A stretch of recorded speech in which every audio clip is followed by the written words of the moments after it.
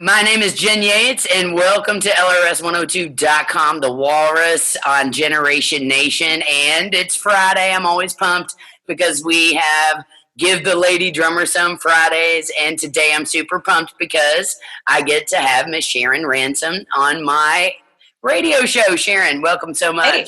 Yeah, thanks for having me on here. It's really cool actually to be here. Yes, I'm a big fan of yours, and we met online via the Drummer Girls United group. And not only did I see your video, which we're going to talk a little bit about, but I see you doing these really cool videos. And if there's one thing that I love about people playing, because I've been playing for 39 years myself and teaching for 14, it's I love a personality behind the kit. So, I would watch drummers my whole life, and I was always like, why does Buddy Rich look so angry when he plays? Right, why does everybody look angry? So I decided that I was going to start smiling when I played, and that literally changed my life because I started videoing myself smiling and posting it online, and people were like, wow, you look so happy. And I was like, I am happy when I'm playing music. And I noticed that if I looked at people while I was smiling in an audience, that they would engage back differently to me. And I really love that. So when I watch you, I'm like, you're just having the best time.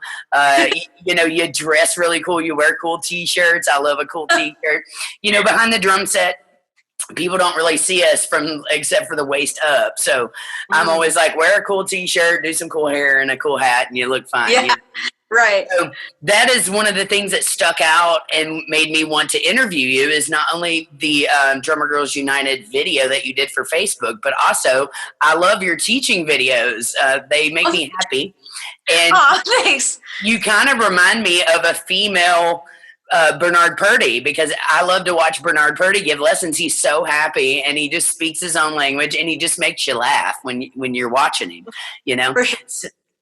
So thank you for being on. I want to start a little bit about your career, and I want to know, let's go back to like childhood. When did you start playing drums, and what influenced you to want to continue playing drums? For sure. So I actually started playing drums when I was around 12. The story kind of goes that I would watch the windshield wipers go back and forth on the windshield in the car and kind of come up with different rhythms actually as I watched them go back and forth. So that was one of the things. And then when it came to playing basketball even, I would come up with different rhythms while dribbling the basketball or I honestly was very intrigued by rhythm. So even listening to something like hip hop or rap or anything like that, I was just so intrigued by the way the words were so like rhythmically fun and just like very like how they were able to like incorporate different rhythm styles even into their rapping. So that was a really cool thing too. But basically what ended up happening was when I was 12, I was kind of all into all of that stuff that I just said. One of a family friend of mine actually showed me a basic rock beat on the drum set. And at this point, I'd already been playing bass guitar and flute and piano, but like I absolutely loved the bass. And so I was like, you know what, like I really want to play drums. I've been taking piano lessons and I hate it. Like I want to do drum lessons. Right. And I told my parents, I want to do drum lessons. Like I feel like, this would be super fun.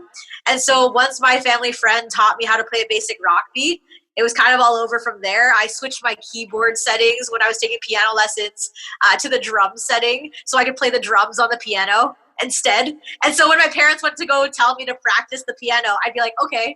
And then I would go to a different room and then turn it to the drumming setting and then play the drums on the piano instead.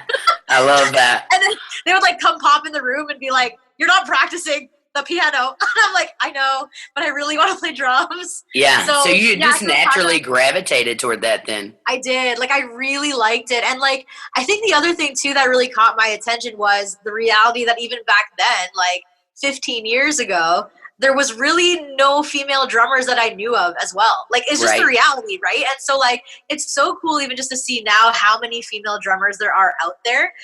But at the time, like, I just had such a hard time even finding female drummers. And I thought, man, like, it would be so cool if I could, like, kind of do this and sort of, like, show other females that this is possible to play drums and stuff.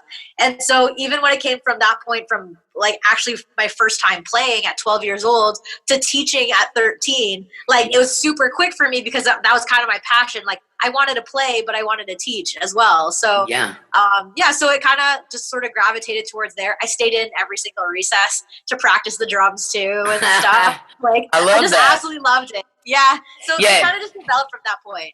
You know, I was going to relate. I don't know if you've heard this story, but I saw an interview with Dave Grohl, obviously the drummer of Nirvana, but also the front of the Foo Fighters.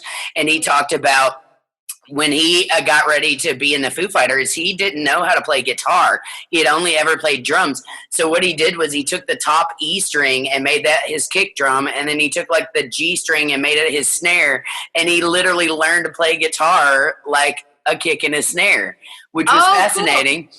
Yes, and then also I wanted to relate with you on the teaching thing because we both teach, and my specialty has always been children, and I've taken a lot of autistic kids and a lot of I had a kid who was mute at some point, you know, and I've had a lot of adults with fibromyalgia and brain cancer and all these things. Wow, okay. And I've seen it really like change their lives for the better. But also I was a music school dropout because I was like, what am I going to do with the music degree? I don't want to be a teacher. I want to be a rock star. And so I literally dropped out, but I kept pursuing my love of music, and I did media for 20-something years, which took me to Louisville. And then I just kept playing in 3 or 4 bands on the side. I was a side, I did theater, I did orchestra stuff. And then I took a part-time job teaching just to make some extra income, and then realized that I was really good at it and that I loved it. Yeah. And so life kind of made me a music teacher when I didn't want to be originally, which was kind of interesting, right? So cool. Okay. Yeah, that's awesome. Yeah, absolutely. So we have a lot in common when it comes to that. So you started at age 12, and when did you get your first kit? I'm assuming right around that time? No, so actually, like, I really, I guess so. It was probably around, like, I would say like 13 years old, and my first drum set was from Walmart. So they were at the time they were selling drum sets and guitars and things like that in Walmart. So that was my first drum set, and I kept on bugging my mom and my dad to get me one, and finally they bought me one. So yeah. I love that. My dad is a drummer. He put me on a kit when I was 2, so I don't have any memory. I don't have any memory in my head at all without a drum set around. But I was going to say he has a famous quote, and I love to quote him on this because he's right. He says, "A great musician can take a piece of crap instrument and still make it sound really good," and it's true. For sure, it's so true. Yeah, definitely. Yeah. So whatever works, if it's a Walmart kit or if it was one of those Sears catalog kits, that's where a lot of people got theirs. I was fortunate enough to have a dad who's a collector. So, yeah, he's got a huge collection right now. And if you paid attention to any of the videos, you'll see the drumatorium with all the old I did. I saw. Okay, so that's all his? Is that? Yeah, that's my dad. Well, that's not even half of it. That's not even a fourth of it, to tell you the truth. He's got probably about 12 to 15 kits, and he collects vintage Slinger, Lynn Rogers, Ludwig. I at one point had about 10 sets, and I have downsized to about 2 or 3. But I donated them off to kids in need, and also to theater companies that needed drum sets. I really gave them good homes. So I'm kind of where I'm based. People call me all the time and say, I have this drum set, I need this, and I basically take them, clean them up, and then find them a good home for somebody who can't actually afford a kit. Okay, that's so awesome. That's awesome. Cool. Yeah. So Sharon, where are you based? So I'm in Woodstock, Ontario, Canada. Cool. Well, welcome. I did not know that you were in Woodstock. That's super cool. I actually got to play with an amazing female bass player named Sarah Lee, who's from Woodstock, New York. I don't know if you know her, but you need to, because she was the bass player of the B-52s. So if you listen to anything like Love Shack, that's her on bass. Okay, cool. Yeah, man, her list is great. She also toured with Robert Fripp of King's X, and also the Thompson Twins, Natalie Merchant, Ani DeFranco, Indigo Girls. I mean, her list is crazy. That's so cool. Okay. Yeah, but I love that you're in Woodstock. That's very cool. And hello from Canada. I've toured all through Canada, and I really love Canada. It's a beautiful space. That's awesome. Yeah, no, I really like it here. Yeah. Yeah. So you get your drum set. Did you ever do like any kind of marching band or anything, or take us on the journey from, you getting your drum set and teaching to where you are current? For sure. So I actually never played like the marching stuff. Like I've actually always wanted to. Like even now, I wish I could do something like that, because I've always been intrigued by stick tricks and stuff like that too, and different things like that. Like I just like that, and so I've actually incorporated some of that stuff even into my drum kit playing. But anyways, with that being said, like I actually had since 13 have been in a band like ever since then. So I was in an all-female band. I was in like combination band, like, and I was in multiple bands even at once since 13 years old. And so a lot of my experience actually had been from playing, like just kind of like, all right, we have a gig this day. We need to know, like, you need to know how to play these fills and these songs. Like, that's not an option for you to like take a long time to learn. It's like, you got to just know it. And so like, that was a lot of my learning, was just like, okay, I got to listen to songs. I got to learn it by ear. I got to try to figure out what they're doing with the songs. And like, I've carried that until now, like the same type of skill set of just listening to music and kind of listening to the rhythms that the fills are doing or that drum groove is playing, have been carried on even into my teaching style too. So I talk about that a lot too when I teach. But that's kind of what happened. Like since 13, I've basically been in a band ever since then. And even currently, up until this point, I play for a wedding company right now called DCF Weddings, wedding music. And so that's what I do right now, besides from teaching, and then gigging for other artists as well. So that's kind of how cool. That's kind of how it went. So. Yeah, I love the wedding thing. Those wedding corporate gigs pay a lot of money on a general. They do. Yeah, I was gonna ask you. I also come from a band. I've always, and it never mattered the style. I put out records in Americana to blues to funk to rock and roll was always my thing. To just literally almost every style you can imagine, to theater and then on into orchestra stuff. That when you're talking about right now and what's going on with we obviously have this virus that's sweeping the nation, and none of us have ever lived through anything quite like this, and we're having to adjust and be flexible and pivot and do other things. How is it for you on your side in Canada, not being able to be in a room physically with bandmates and play together? For sure, yeah. So honestly, like there's kind of two parts to this. I'm finding it difficult because it's hard to not be playing with people right now. Like since I was 13, I've been playing with people ever since that point, right? So it's hard to not either even jam with people or have rehearsals or do gigs at weddings or anything like that, because it's like that's just always been a part of like what I've done. At the same time, though, it's also opened up another opportunity for me on the teaching side, though, which has been really cool. So, like, it's so funny because actually before all of this COVID stuff hit in Canada, I had already announced, and you can actually see it on my Instagram, that I was going to be doing online drum lessons. Like, I had already been setting it up at that point. Since I got back from LA from that commercial video from Facebook, I had already decided that I was going to be doing online lessons. So I was already hooked up with a website designer. I was already hooked up with a logo person who was doing all my graphic design and stuff.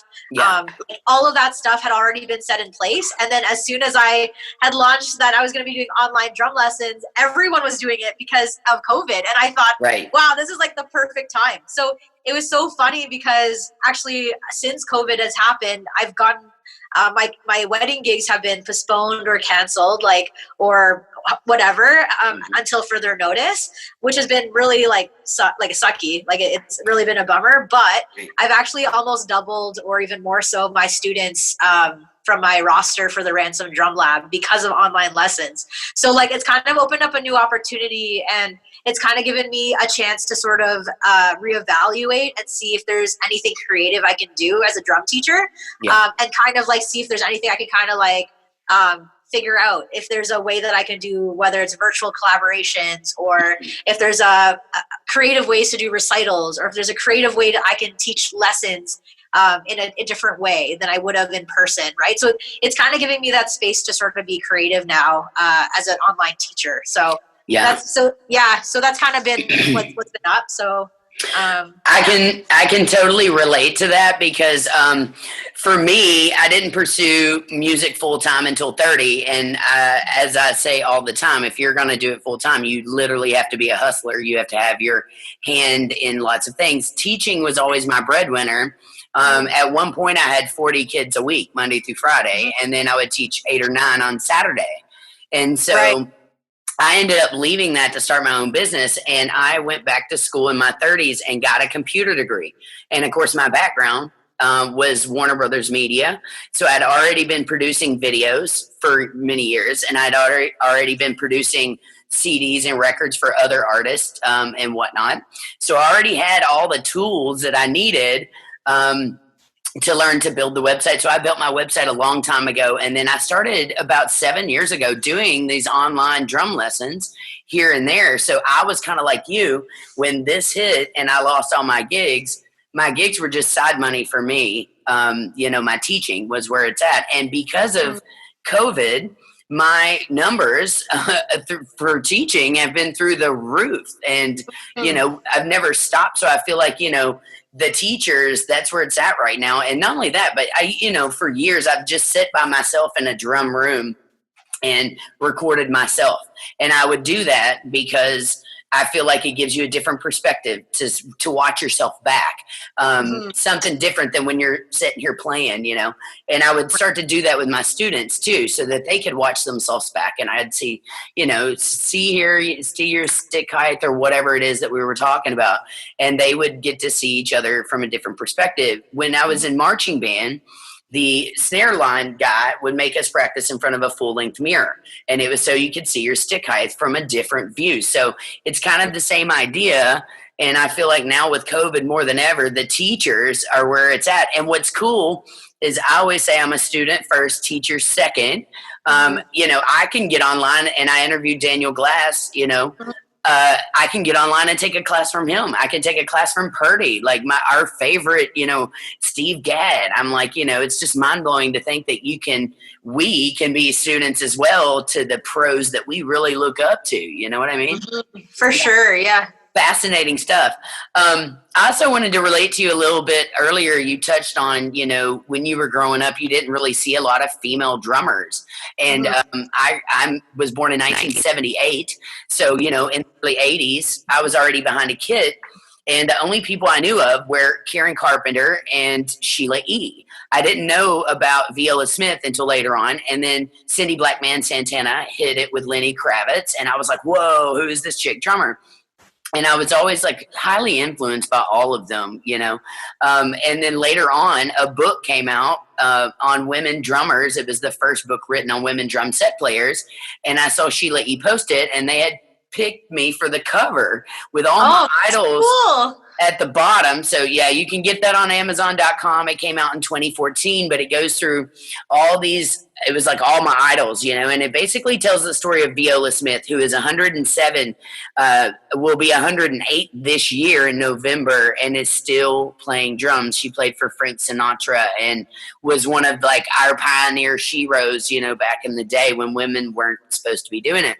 So I skipped to a couple years ago. I finally got to meet Sheila E. for the first time, and I now have an autographed book with Sheila's autograph right across the top of it. But that's awesome. Yeah, I was just about to really just give it up, and then that happened, and then next time I'd almost give it up, and then the Women Drummers documentary on gender issues came out, and then Tammy was in that, so I met Tammy and networked with Dan Schinder of Drum Talk TV and Kelly Ray Tubbs and just all these amazing females across the country. And, and then that's led me to you and all of our stuff. So I really love Drummer Girls United and Tammy. I think what she's done is an amazing thing. That we get to network, and not only that, but you don't have to just teach in Ontario. Now you can teach students from Colorado and Australia and New Zealand and, all over the world. It's pretty amazing, right? For sure. Yeah. Definitely. Yeah. Another thing that I saw that we have in common is that we're both doing drum lessons for Tom Tom Magazine, Mindy Albowitz Monk, who is, I love Mindy. I really do. She's a great thinker. I was a fan of Tom Tom as soon as it came out. I saw your lesson. Do you want to explain a little bit? Will you be doing more of those for them? So I'm not really sure. Like, I think I don't know if this was like a one-time thing, the Chops TV. Yeah. Yeah, so like I've talked with Mindy and stuff a little bit.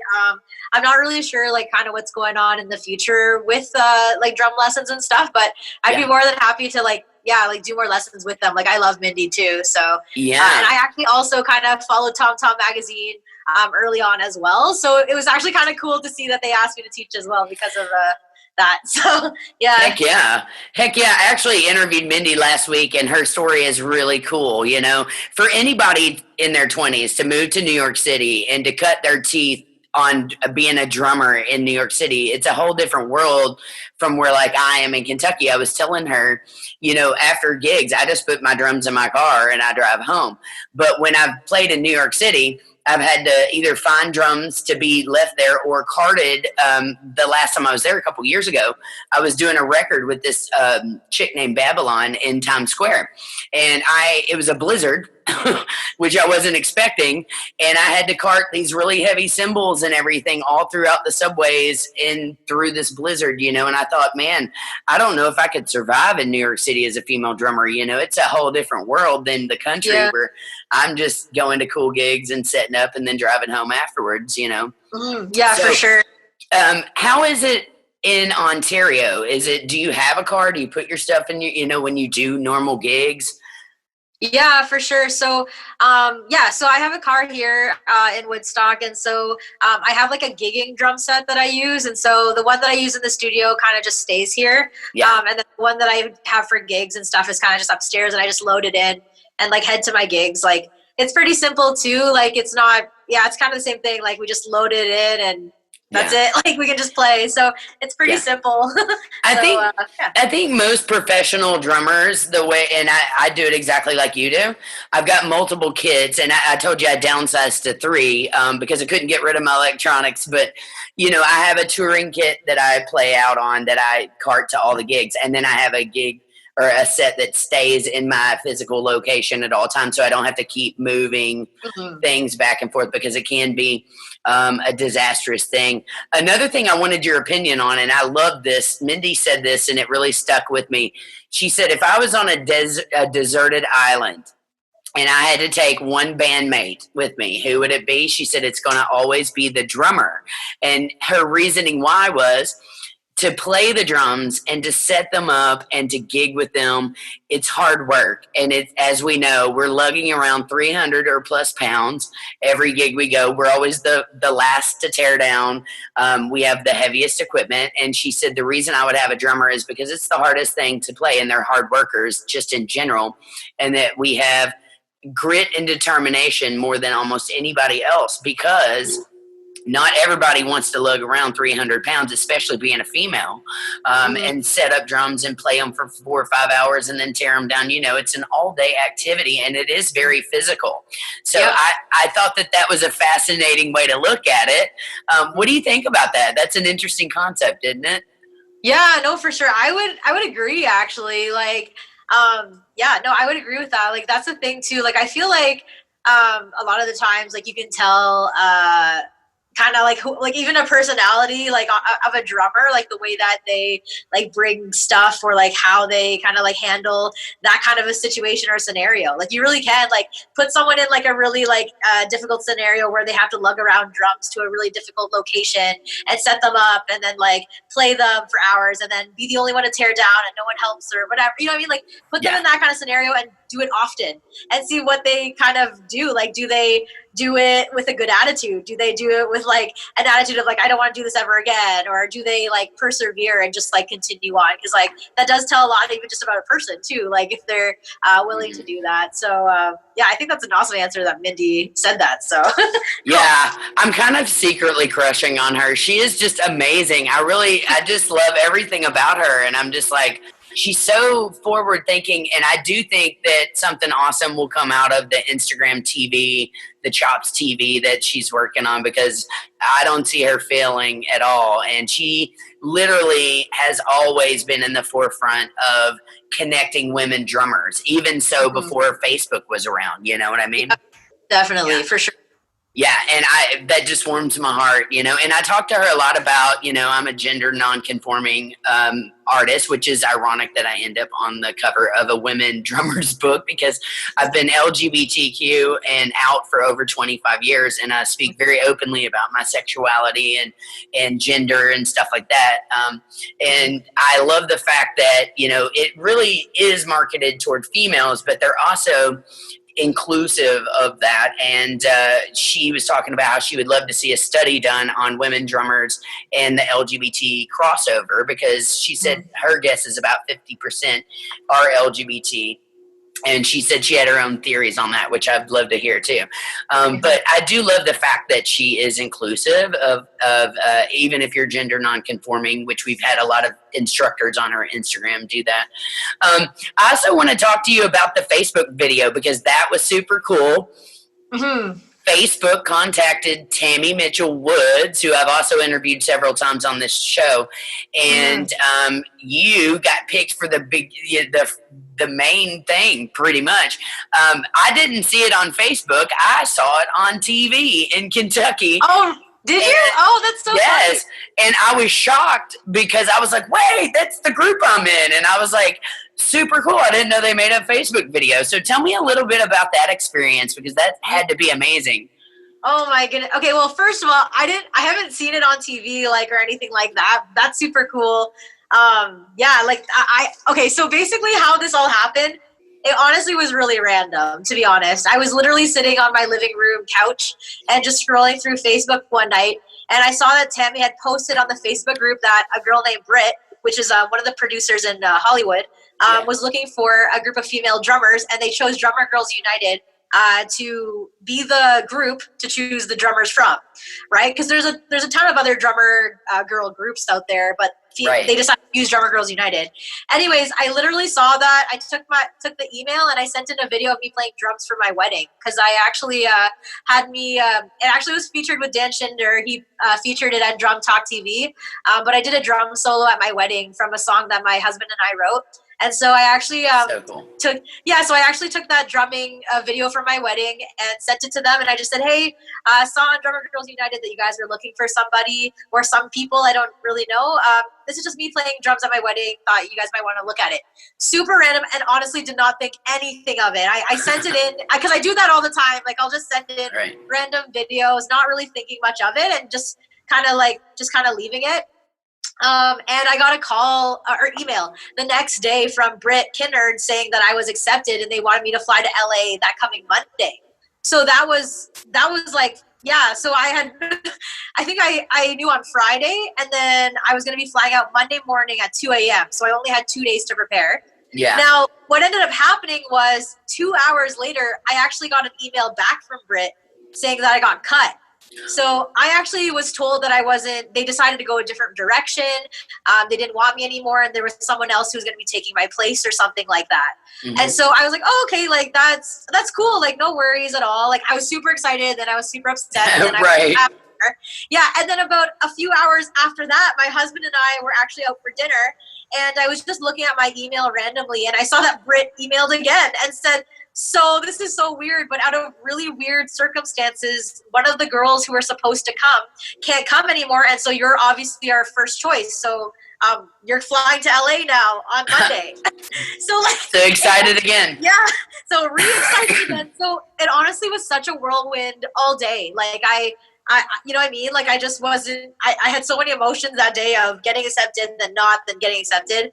Anyways, I actually ended up going to LA and just a super surreal experience, like greeted by a driver, and just was able to have my own hotel room and like all that stuff. And at this point, I had never actually met Tammy or knew any of the girls that were also going to be in the Facebook group. And so, so Tammy and I actually ended up going out for supper the next day, and I finally got to meet her, and she was super cool and everything, and absolutely love Tammy. She's awesome.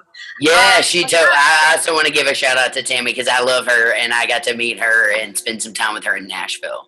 Oh, nice. Yeah, she's awesome. Like, I absolutely love her, and that's going to be like a whole other interview, how much I love Tammy, but Same. Anyways, yeah. So, but yeah, so basically that's what ended up happening. And so flew in on Monday, video shoot on Wednesday, had the wardrobe on Tuesday actually. Video shoot on Wednesday, and the video shoot was like all day type of thing. Like we were there at like really early and there till really late at night type of thing. But like we did our video shoot thing, and we were under the impression that we were gonna all be on the commercial and stuff, which was really cool. But then when the commercial came out for the International Women's Day, like they decided to do multiple videos. So they did one of myself, the one where it's the minute video. They did one of all of us, like all compiled together, and then a couple of us had some short ones that were like 15 seconds. So yeah, that's kind of how it went. And also too, like the funny thing is that it's really funny that a lot of my videos, well, 3 of my videos that have gotten viral on social media have been me in a dress. Because those are like literally like the only 3 times in my life that I've ever been in a dress. So it's like hilarious. I'm like, I don't usually play drums in a dress, but everyone thinks I do. So yeah. I can relate in a couple different ways. I wanted to share some stories just because we've got an hour. First off, super congratulations, because that was cool. And next time I see it on TV, I will pause it and video it for you and be like, that would be awesome. I would love that. Yeah. Yeah. I'm also the same way. I've only put on a dress maybe 3 or 4 or 5 times in my life. And a couple years ago, I dropped a solo record called Bougie, where I played my own very femme female, which I very rarely go femme. So I did that for the world so that on my 40th birthday they could have the straight femme Jen Yates that they've always wanted, which is nothing at all like I'm like. But at the same time, every picture that I've had go semi-viral or whatever you want to call it, or that's ended up on books or whatever, has always had, I've got my hair up now because I have an undercut, but when it's down, it's super long and red. And it's always in my face. So you can never see my face on any of the professional, like on the book cover, it's my face covered. So nobody knows that's me. You know what I mean? So it's I can relate in that sense. I wanted to tell you my LA story because I'm from a very small town, a farming town in Kentucky. When I was growing up, I think the population was somewhere around 3,600 people. So teeny tiny.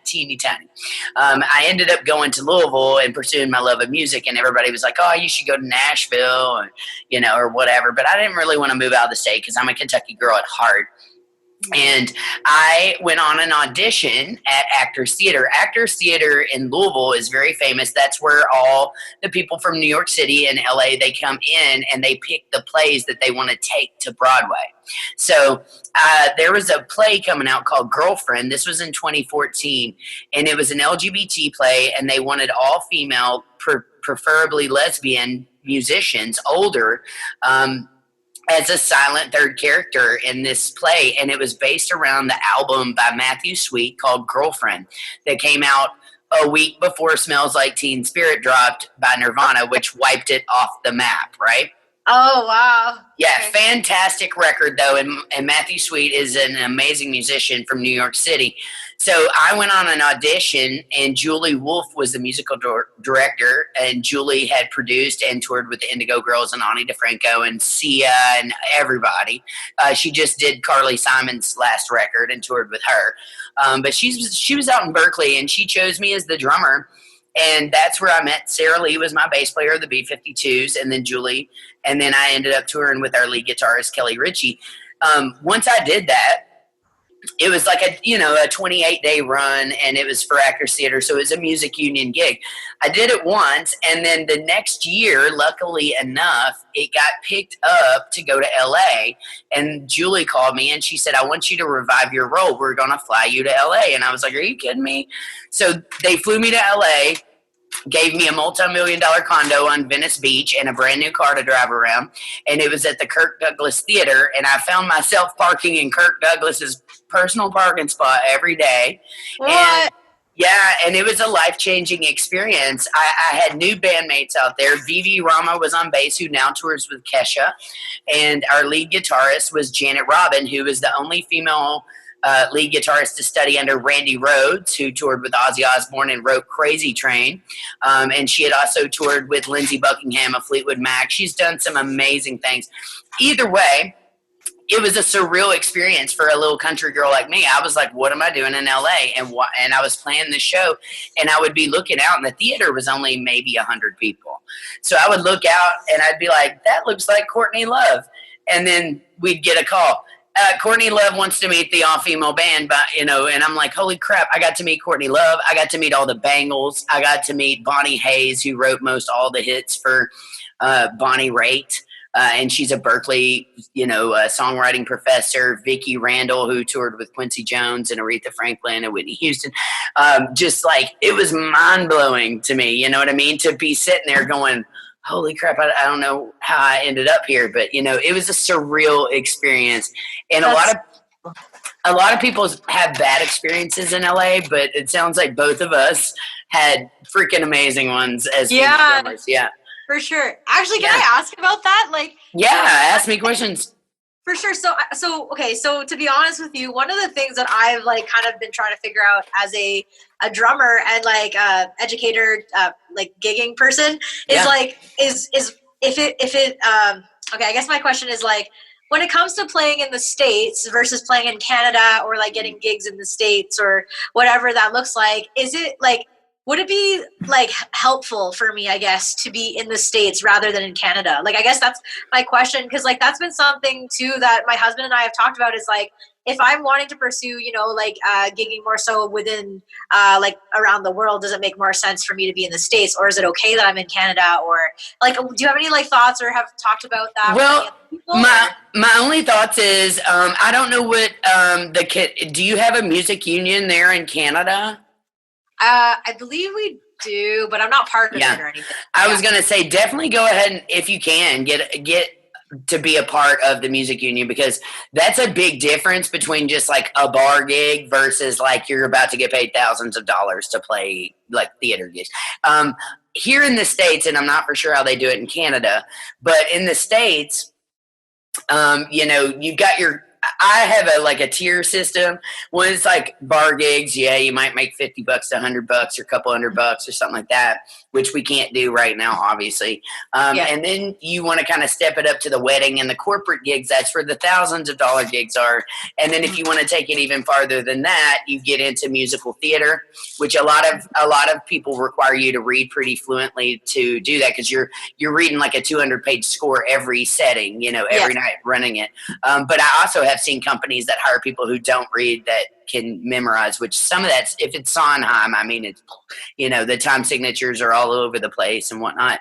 But then you got your music union that you can't get gigs in the States if you're not a part of the music union for certain things. So theater and orchestra gigs and gigs that will take you touring, you want to be a part of the union.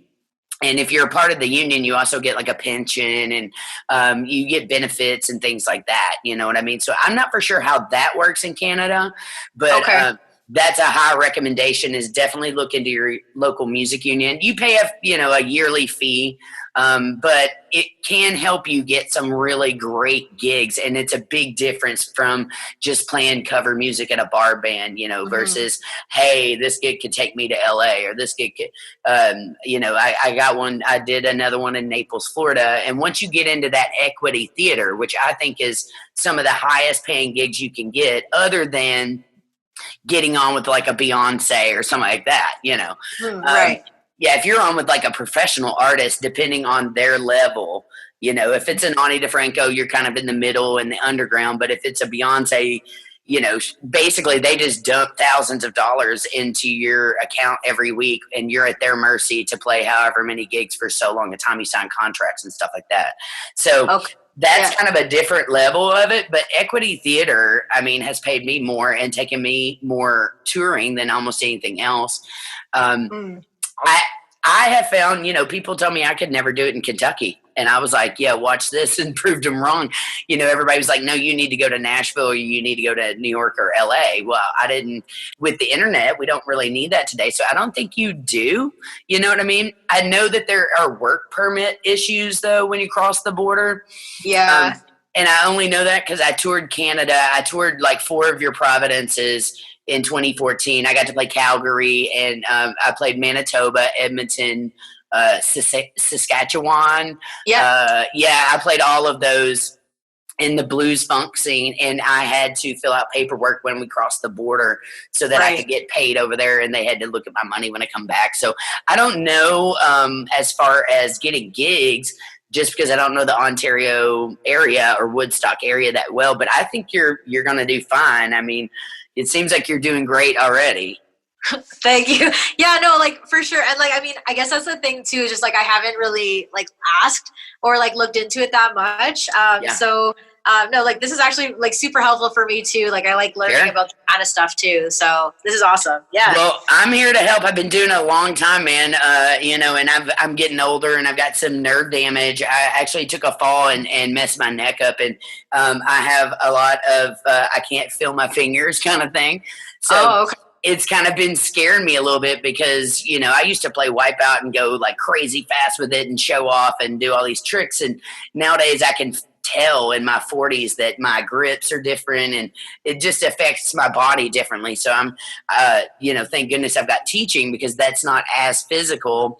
And producing, I love to produce other artists and music and put out. I've got you'll love this. I got a hip hop electronic solo record that I just dropped about 30 tracks yesterday on most all platforms. So I do. Yeah, this is another thing I can relate to you with. I love electronics. So for years now, and hip hop was always my thing. I was birthed in teeth and country and blues and rock, but hip hop was my thing because the message came out when I was growing up, and Salt and Pepper were my jam, and Da Brat and Queen Latifah when she had her record. Like I was into all that. So I started playing drums and then incorporating electronic samples and loops. And then I didn't sing, but I could rap over top of it. So I would play and rap and almost do like a one-woman show. And I started doing that live in a cover band. And then it got to where people were always like, are you going to do that? Are you going to do that? And so then I would do like Wipeout, the drum solo, and then I would get up and stand up and do my rap mashup. And it's so funny how people respond, because I could show off all my physical chops with Wipeout, and they were like, eh. And then I would trigger a loop and stand up and rap over top of it, and they would go crazy. And I'm like, all I'm doing is hitting a button. You know what I'm saying? So it's kind of funny what people respond to. You know what I mean? But yeah, we definitely share a love for hip hop. For sure. It's the truth, though. I mean, That's awesome. Yeah. Yeah. Hang on one second. It's saying my I internet. absolutely love it. So, yeah. I'm going to give it 1 second because it's saying our internet connection is unstable at the moment. Let me see. The audio sounded weird for a minute. Hold on. I might need to charge my phone maybe too. Okay, no worries.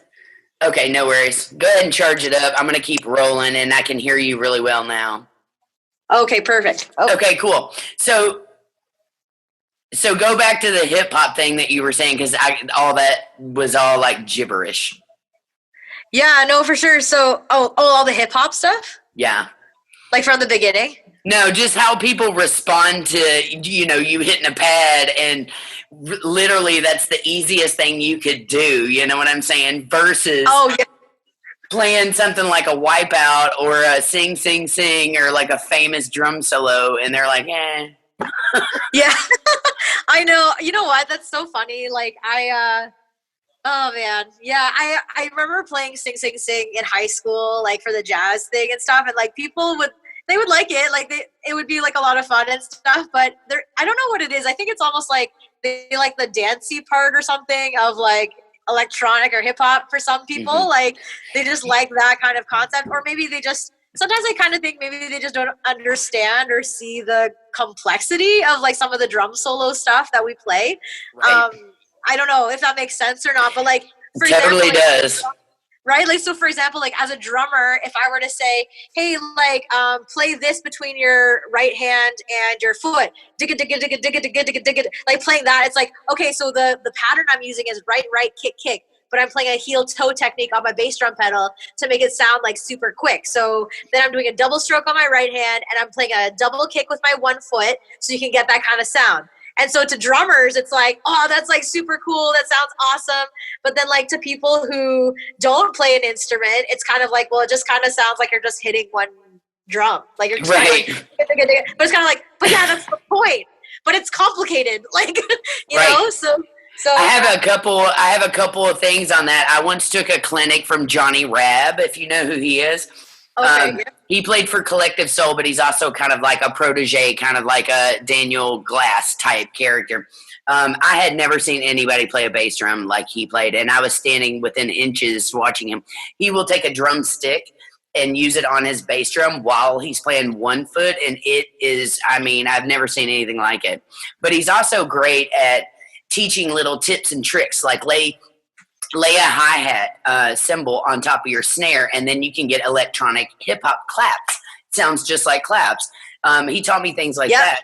But as far as, I've done a lot of research on the electronic drum thing, and I've collected a lot of drum machines over the years, like the 808s and the 909s, and I've been very versed at.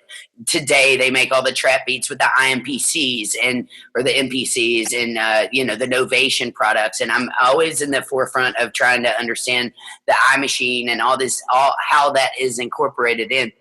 And I always tell people when we go into production, because some people want in studios, they want the electronic sounds or they'll want the acoustic drums. And I did acoustic records for years on acoustic drums. So I have the past 3 records I've done have been nothing but me programming beats and then playing live electronic drums over top of them with pads. Okay. But one thing I've noticed is we're so used to hearing that electronic music. Electronic music electronic drums especially, has been in our music since the 80s, early 80s. So, if we want that 808 sub bass drop, that boom sound, you cannot get that with a physical acoustic kit. You can try everything in your power, but you cannot do it. So a lot of times I think these young kids, and I've noticed in my teaching when I have younger kids in, I have to train their ear to be able to hear live drums acoustically versus electronic drums. And they don't know because they were not born in a time period where we were listening to nothing but acoustic drums, and then boom, we had all these electronics. So I'm having to train them to understand that. But at the same time, we're so used to going to live concerts, and if you've ever seen like a Bass Nectar or any of those type of like jam band, electronic scene bands, you're not going to be able to get certain sounds without certain machines, and I'm a big proponent of, like, when I saw Snoop Dogg in concert or Jay-Z or Eminem, I saw the Beastie Boys, they have a live drummer they also have an electronic drummer, and then they'll have like their turntable DJ with the vinyl, and I like that a lot better because it's not just a hit and a button. And last year I played a Pride. I play a lot of the Pride circuits, and one of my artists was a Broadway superstar, LaVon Fisher Wilson, and she wanted to do some of the Lizzo stuff, which I know you posted about Lizzo, who I'm a big fan of, and she sat 10 foot behind me at the Super Bowl this year. So did Paul McCartney. I about geeked out. That's so cool. Yeah. So, and I saw her twice last year in concert for $5. I mean, it was amazing. But either way, I went back and I listened to those, and those are to electronic drums. So I basically had to program those electronic loops and then trigger them and then play live over top of them to get that sound to sound like Juice, or to sound like Truth Hurts, because they are using those electronic sounds. So I'm a big proponent of, it's a whole different world, electronics, than acoustic, but I love it when they mash together. For sure, yeah. So, definitely, yeah. No, that's it's super cool, for sure. Yeah. And it's one thing to play drums. I will say this, to master your craft playing drums is one thing. But when you're adding in samples and loops and trigger sounds, you've got to do it with the arms while you're playing. So it's it's a fifth element. And I'm starting to notice the past couple years that I've done theater and I've gotten a score. You're not going to play Hamilton if you don't know how to play electronic drums in the pit, because it's nothing but that. And there were things like Sweeney Todd that literally will write in electronic drums, and they'll pick out the sounds that they want, and then you have to go find those sounds to trigger them at the right time. So even more so than ever, electronic music, it's now in our theater scores. You know what I'm saying? Yep. Yeah, for sure. Is there any way that people can find you online? Let's say that someone wants to take a lesson from you. Where do they go? So I actually operate under the name Ransom Drum Lab. So my website is ransomdrumlab.ca. And then my email is ransomdrumlab@gmail.com. Or on any of the socials, it's all the same, Ransom Drum Lab. So that's on Instagram, Facebook, YouTube. But yeah, if anyone wants to book a lesson or anything, they can register actually right on my website. So cool. That's how you do that. And what about, do you have a YouTube set up so that people can watch you drumming? Yeah, for sure. I have only a few videos on there because my main places that I operate are from Instagram and Facebook. But there are some stuff on YouTube for sure. Like I have some lesson videos and stuff on there too. But so yeah. Cool. Okay, we're gonna do random question. You ready for this? Yeah, sounds good. Okay, I love to do this on my show, and it's way fun. So I'm just going to ask random questions, and you give me your answers. You ready for it? Yeah, sounds good. Okay, who is your favorite Beatle? Oh, my goodness. And why?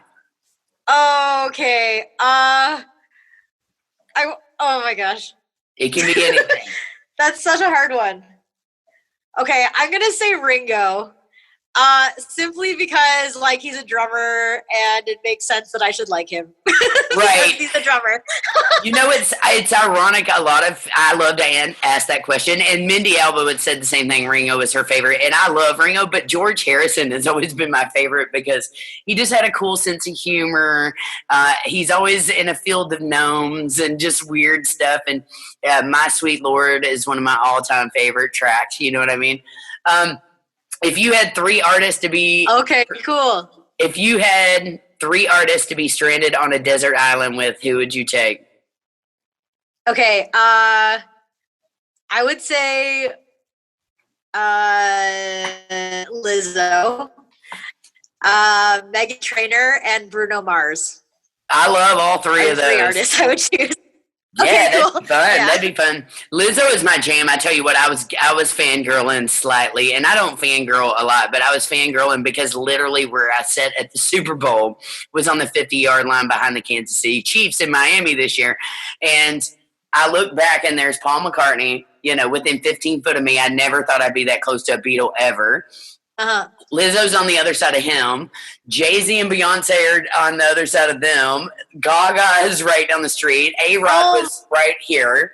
I'm watching Shakira and J-Lo and Demi Lovato. It was just like, I just was taking it all in. And I'm a huge Kansas City Chiefs fan, and they won this year. So that's awesome. Cool. Yeah. So let's see. What else? We've hit on mostly the style of music. Let's talk about your gear for just a second. What's your favorite set you're playing right now? All right, so I have a Gretsch Catalina Maple. That's the kit I actually just got this maybe a few months ago. My husband bought it, but yeah, I actually really enjoy it. But the kit that I've always played has been a Ludwig Accent CS, Silver Spark. Yeah. Yeah. By the way, one of the kits that I toured with was a 1960s with it was a Ludwig Silver Sparkle, and my dad collects vintage Ludwig, so I play mostly exclusively vintage Ludwig stuff. Okay. But the kick, he had two 26-inch kicks, and then also it could convert to an 18-inch kick if you wanted more of the jazz set. Okay, cool. That's awesome. So I'm a huge Ludwig fan, but I also worked at a drum shop for a long time, so I got to experiment around. I taught on a Gretsch kit for a long time, and I love a Yamaha Stage Custom. Cool. That's awesome, yeah. What's your favorite? Do you have a favorite gadget for your drum sets? They make all these cool little gadgets and things, A gadget. Of any sort. What's your favorite part? Any of it? You got a swirly gig? We need to get you one of those, a swirly gig. Oh, one of the. Oh, is that the drink holders? Yeah, yeah. I tell you what, that's one of my favorite things ever for my kid is my little swirly gig drink holder. Yeah. Okay. So I have one of those actually. But I don't know if this counts. Like I have like my iPad holder for like my drum music. Oh, actually, no, it counts. I also have like a Bluetooth like air turn pedal. It's a quad, so it has 4 pedals, and it's so that I can put it underneath my snare drum and flip pages and stuff on my iPad while I drum. So I tell you what, I have played in theaters with lots of cats who have those things, and they put in their entire PDF score of like 200 pages, and then they tap either we set it to trigger with a hit or a foot pat. Right? Yep. Those things are handy as all get out. Have you heard of the Miller machine yet? No, what's that? My great friend who's a music therapist and also a drummer in our Drummer Girls United group, her name is Kay Michelle Lewis. She's an orchestra drummer, and she introduced me to a Miller machine, and it's a triangle holder that holds, and you hit a button, and it takes the thing and dings up, because a lot of times in orchestra, you're grabbing lots of things and you don't have a lot of time to like grab a triangle and hit it and then get your sticks ready and all this stuff. Literally, it's a machine that you ding the thing and it dings the triangle for you. You don't You don't even have to pick up the triangle beater. It's crazy. Oh, cool. I know. They're making all kinds of cool stuff for drummers today. You know, that's one thing I love about the 70s Ludwig kits, is because in the 70s is when everybody got super experimental with their drum sets, you know. That's when they started doing the see-through drums with the lights on the inside, and then they did all these swirl and all these weird wraps. In fact, I play a 70s Black Panther kid that's it's a leather wrap around the drums. Oh, okay, cool. Yeah, and they're super rare from the 70s. I don't know how many they made, but they also, I just found out from Ludwig, they put black eagles underneath the wraps on some of them, and if you have the ones with the black eagles under the wrap, they're worth like thousands of dollars. Oh. Now, I'm not going to tear my drum wraps apart to find out if they're there, but it's nice to think that maybe they might be. Right? That's fair. That's cool. Yeah. Okay. So when you're in your car and you're driving around and you're just jamming out to music, what's your go-to? Bruno Mars. Cool. And I love Bruno Mars. Oh, me too, man. If you saw his Super Bowl, he came out playing drums. You know, he's a drummer himself, which is super cool. What's your favorite song by him? That's What I Like. That's a good one. Yeah, I just really like that one. So It's funny we're talking about Bruno Mars, because before this interview earlier, I taught a drum lesson and it was all about Bruno Mars. Oh, that's awesome. Cool. Yeah. It seems to be a very popular one to teach. And I always tell my students, I'm like, you know, there's nothing that he does that's not fun to play drums. And I feel like, you know, I feel like a lot of artists, they don't start on drums, but he actually started on drums. So he understands groove and he understands fun parts and stuff like that. Yes. I feel like that definitely comes through. He's definitely got a lot of James Brown influence kicking in him. You know, I can see a lot of influences. My dad even was like, is that Prince? And I said, no, that's Bruno Mars, Dad. Yeah, no, exactly. Yeah. He had some Prince to him, yeah. Do you have a favorite female drummer? I do. I would say, so I have a few. My absolute favorite, I would probably have to say, is Emmanuel Caplet. Yeah, she's awesome. And then she's awesome. And so Emmanuel Caplet, also, I really like Cora Coleman Dunham. So she's drummed for Beyonce and stuff. Yeah. And then also the Pocket Queen, so Taylor Gordon as well. And then, like those ones are like my main ones. And then, like I don't know, I have a lot of female drummers now that I really enjoy like listening to, but like the ones that I really like, even just like Sheila E, I really like her too, and just the ones that like kind of groove really nicely. Like I like the ones that are fun. So me too. I love a good personality. And I was going to ask you this question earlier, and I want to ask you this now, because I've always kind of been a bigger girl, and I was never like super femme, right? And I was coming up during a time period where it was like that 90s chick punk rock angst stuff, and everybody was like, oh, put on skirts and play in high heels, and that was never me. I was never comfortable like that. I never wanted skin. And I do feel like sometimes I got looked over by some artists, and it was meant to be, obviously, but I got looked over and discriminated a little bit against just because of my looks. People were always confused by my androgyny. You know, I get called sir a lot because of the voice. People will stand in front of me and call me sir all the time, which is funny to me. Have you ever faced anything like that? I mean, even from weight to how you dress to, you know, the way you look. Have you ever faced discrimination like that? Oh my gosh, 100%, like so much. So for me, it's always been my weight. So it's funny enough because this was something that Tammy and I had been discussing, because I actually used to be a health and fitness coach myself. Really? Yeah, I did. So I used to be that probably a few years ago now. And I've always like fluctuated with my weight. Like I've been 100 pounds less than I am right now. I've just kind of been like all over the map ever since I was a kid. So like my weight, and it fluctuating has actually been something that I've really struggled with. And so I get comments all the time on social media, even with that like Facebook video. I haven't been able to read the comments because my husband has, because I just can't, because I know what they're going to say. Like I already knew that they were going to, you know, say stuff about how big I am and how I could even possibly play the drums, or how could I even have the energy to play something like that, or whatever. I've had people say that to me like a lot. Just be like, if you're going to want to keep on playing the drums, you're going to have to lose some weight if you're going to make this a career. Like I've had people say that to me, right? And it's crazy. It's so crazy. And it's like, it's so hurtful. But the other thing too is that I always tell people, the reality is that these other people who say crap like that, they don't know you, number one, right? The people who care about you are the ones who actually matter, like who actually, you know what I'm saying? And they're not going to say crap like that because they realize like they know who you are. So in my case, people know me that I have a bunch of energy, that I can play the drums. I physically am able to play the drums the way that I am, not because of my weight. It's because of the way that, even just technique wise, I know that I need to be using my wrist and my fingers. I can't be like waving my arms around a whole lot all the time, because that's going to be hurtful to me. But and tiring. It tires you out when you use your arms. You know, really, the only reason we do stick tricks is just for people to be like, wow, you know. There's no even reason to do that.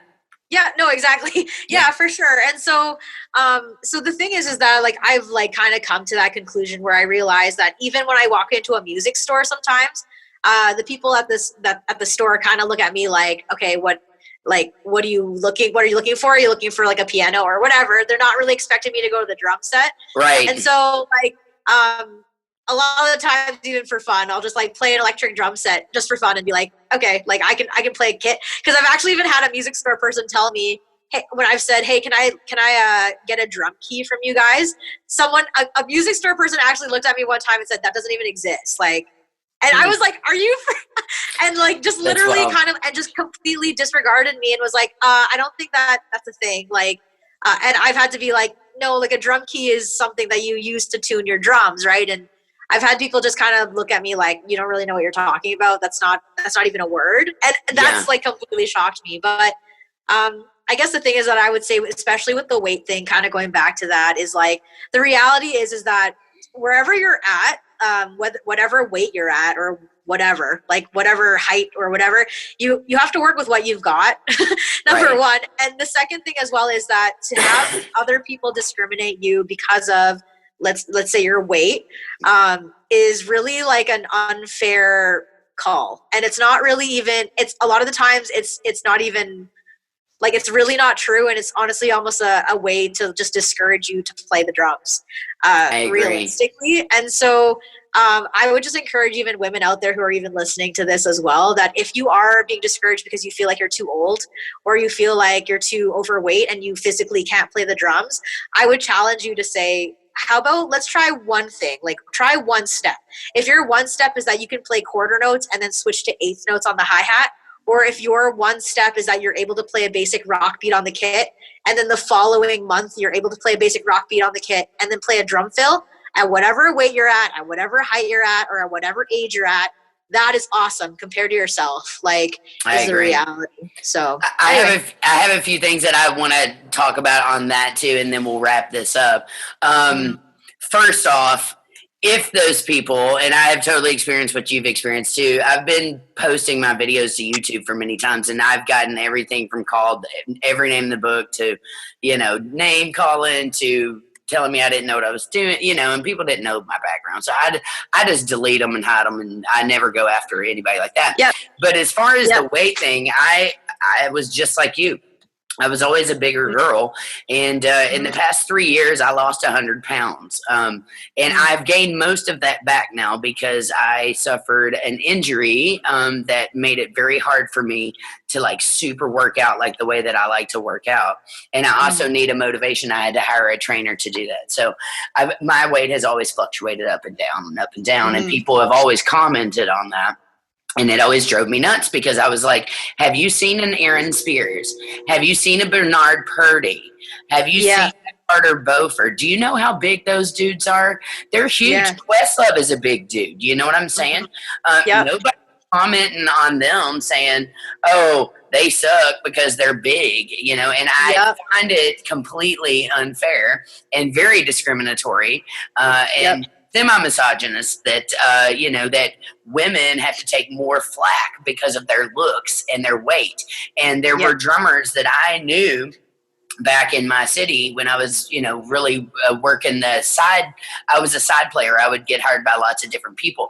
That I would get passed over for gigs all the time. My chops were better and my playing was better and I was more educated, but it was my looks that they were looking at. And there would be some hot young thing in a skirt that you could see halfway up and in some high heels, and not saying that's a bad thing, but if you're using it for that platform, then it is a bad thing. And it makes us all look bad. So, men are held to a different standard than women, I feel like, and we're breaking those barriers even more so now than ever. So I completely relate to you with the up and down of the weight thing.